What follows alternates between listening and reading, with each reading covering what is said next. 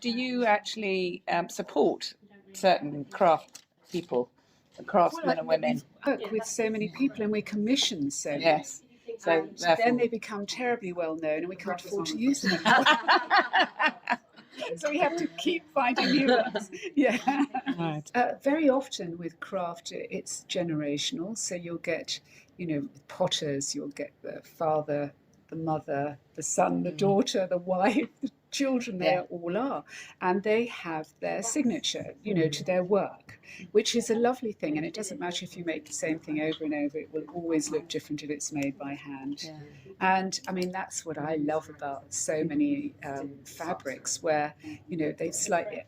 The thing is that if you were selling, Michal, you couldn't do it because, it would start off one colour and then as it goes across, it goes slightly different. And then they didn't quite mix it properly and it goes something else. But I love that artisanal feel. Right. Yeah. Perfection. And the imperfections are part of the beauty, actually, in a way. Right.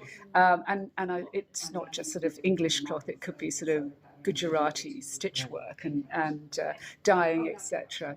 But I love that. But that you would have to train people what to accept. Yes. Because now they're so used to, going to the shop, buying an orange that looks like one, a carrot that looks like a carrot. Exactly. They would have to go and they'd have to say, this is the beauty. It's made by hand, but there is a difference as you go through the meterage. Right. Yeah. I think really the luxury is really all about craftsmanship. Mm-hmm.